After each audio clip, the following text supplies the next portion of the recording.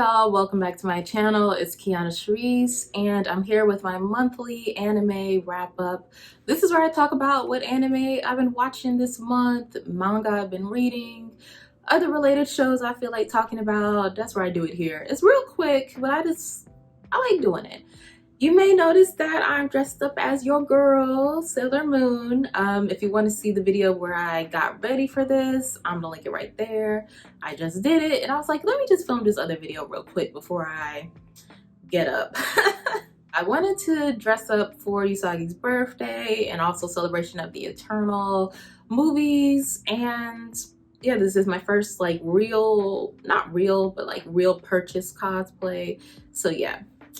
If you want to see more pictures or anything like that, check out my Instagram or TikTok if you use those apps, same name, KionnaSharice. So let's get into it. So let's talk about the Sailor Moon Eternal movies. Overall, I was really pleased with them. I'm gonna get that out of the way. I enjoyed them. So I just took notes while I was watching, per usual. So I liked that it had some nice funny moments because I feel like at first Crystal was trying to be more serious because the manga, it is funny, but the 90s, to me, is hilarious. Like, I think that show was so funny, and I like that they kind of brought some of that humor to these movies. I haven't really watched Crystal season 1 through 3 in a long time, so I don't 100% remember what happened, but wanted to say that. I did like how their transformations looked. We finally got outer transformations, but all of them together, I thought they looked really good. Because season 1, I don't know, like the 3D CGI, I didn't hate it, but it also was wild. Yeah, it was wild.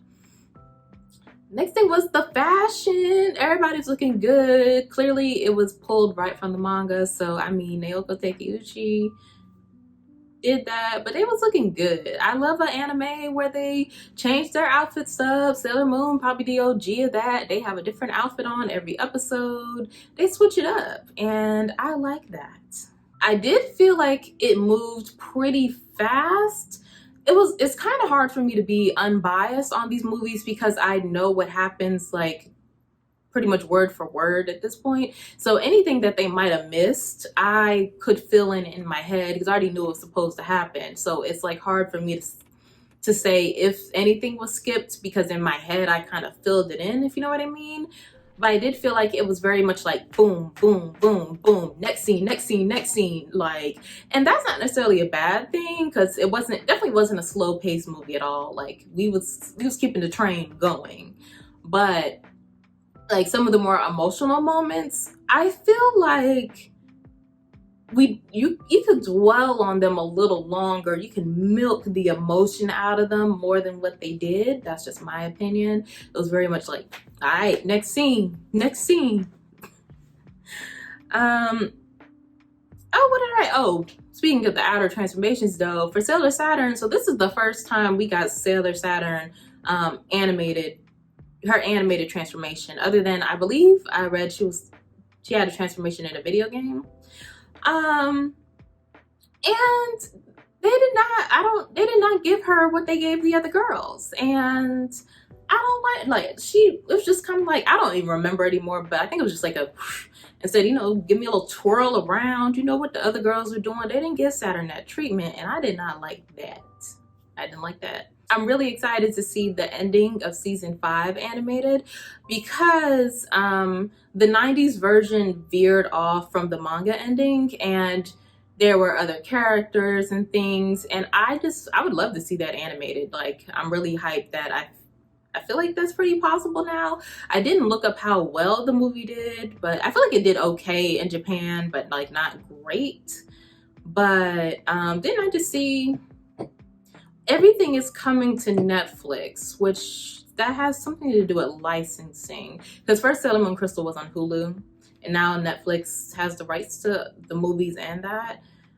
And I feel like that's probably positive for the possibility of getting season 5 animated. Whether they do, I'm fine with the movie if that's what they want to do, or episode form, whatever. But I would love to see that. And that's really all I have to say about the movies. They were good. I'm happy with them overall. The animation, I feel like the new style, I feel like it looks really good, and yeah, I'm pleased. Pleased fan over here. So next was Madoka Magica. I saw on TikTok, they have like a little trend going around where it's like the stitch, and basically someone would be like, tell me an anime that you're afraid to recommend to other people. And someone I follow, Morgan the Black Fairy, said Madoka Magica. So I was like, okay, bet, I'm gonna watch it then. And honestly, at first, it's kind of a slow burn. It's definitely one of those type of shows where I would want, like, I would need somebody's recommendation to be like, no, hold on, keep watching. So I'm glad I had that because, woo, what a ride. I wasn't expecting that. People always say it's like a dark magical girl anime. That's kind of the description you see when you Google it. And it is. Like, each episode, once we got to maybe episode 2 or 3, it's just like, every episode was just trying to knock me down. It was wild. And oh, this is what I wrote, because I've been kind of having a moment right now. I don't really want to get into it. I wrote something on my Instagram if you want to see it, but I don't want to like talk about it. And this is like not really a spoiler, but an edge of a spoiler. But Hamura, she had in the show, she had this moment where she had to just keep hoping that something would work out so that she didn't fall into despair. And that's kind of where I feel like I'm at right now. I'm just like, I'm hanging on to hope that something's gonna work out before, like, that's what I'm hanging on to. And it's just like, I don't know, it just really resonated with me. I find a lot of anime, the reason people love anime and manga because moments like that kind of resonate with them. I think other people see like these magical shows and either think it's for kids or they think it's dumb or whatever. They won't even give it a try. But there are lessons here. I take pieces from each of them and kind of think about my own life. I told y'all before how I felt about Tanjiro. Sailor Moon, clearly the light of my life. Kind of no exaggeration. So yeah, I just wanted to say that. And that, especially for magical girl shows, I feel like they might get a bad rap, or maybe men wouldn't be interested as watching them, but they have just as much of an impact in their own way. They really do. They really do. Now, the Rebellion movie, I didn't update my notes, but I have some more thoughts now. The Rebellion movie is, so right now there are 3 movies for Madoka Magica. And the first 2 movies recap the season. I'm not sure why that was made, but that's just a recap. So you don't have to watch those if you watch the season. And then the 3rd movie follows up after the season. And at first, because the first half of the movie, I was just like confused and not even sure if I was watching the right thing. I was just like, what's going on? And then the ending, I was just like, I don't know how I feel about that, because I guess I was sort of happy with the ending of this season. It's like, did I need this? And I mulled on it, and then I told y'all I like to watch other people's analysis on things. It'll give me more to think about.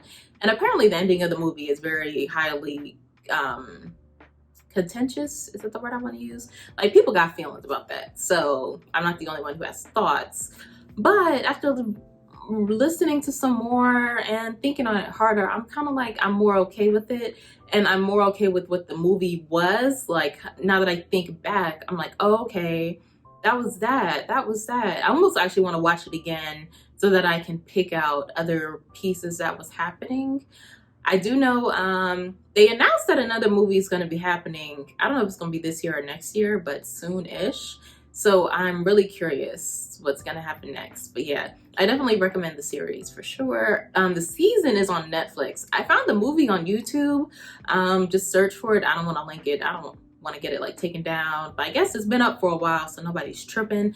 Because Toei apparently has been going through a lot of these Sailor Moon channels, and they've been copyright struck. And if you have like more than 3 copyright strikes, your channel just gets taken away. And some people, like, that's all they did was post like quick clips of the show. So that would be 50 copyright strikes just like that. And it's like, damn, that's sad. Then the last show I want to talk about is not an anime, but I just want to talk about it. Invincible. I know I am late to this game, but I got on the game and wow, that's a good show. It's crazy because what I'm supposed to tell y'all what these shows are about if you have no idea. It's a superhero show. I don't know what they say the description is, but part of the appeal or the wildness for me is it shows more like the real aftermath of superheroes fighting. Like, buildings get hurt, people get hurt, they get hurt. There's a lot of hurts. I'm pretty good with violent shows and things, but something about this show was just had me was choking me out. I was just like, oh no, this is too much. My sensibilities were it's like, no, it was so much. But I do recommend it. Oh yeah, what did I wrote down, when I thought I couldn't be any more surprised at the violence, I was proven wrong. So yeah, definitely the last episode shed a tear. It was good. I'm curious what season 2 has to bring. And also, so when the show was going on, there was a lot of slander on the Amber character, the black woman, the teenager. And I was waiting for the moments that I could understand why people had something to say about her. And for me, it never came. I don't know what y'all tripping for. What did Amber do? I don't know what Amber did. That's my gloss. But I don't have a clue what Amber did that was causing so much ire on my Twitter timeline. Look neck straight. Oh no. Trying real hard to not get any makeup on this outfit. Makeup or sweat or anything. Because I think I'm going to wear it to a con. But yeah, that wrapped up my thoughts on Invincible. I really liked it. Don't understand why y'all tripping about Amber. And yeah. And that's really all the shows I have to talk about this time. I've watched, I think every time I'll have watched 1 or 2 episodes of Haikyuu, which, like I said last time, I really like it. It's like one of the few shows that I watch that's just like funny, like laugh out loud funny. I don't really watch too many shows like that, so I'm enjoying it. Next month, I do want to catch up on, it might be over, Wonder Egg Priority. And I do want to watch a couple shows when they drop like live. I saw Chainsaw Man is being talked about. I don't know what that is, but whenever that drops, I'm gonna watch it with y'all. I saw the clip for Junji Ito's, I forget the Japanese name, but it's called I have the book, it's called The Spiral. I think it's Uzumaki. That's being animated. I don't know when that's dropping, but it looks good. It gave me the creepy vibes of the book. So that's about it. Next month, I wrote down some stuff. I'm not gonna commit myself to anything. So we'll see what I ended up watching next month. Yeah, I'll see y'all in the next one. Bye.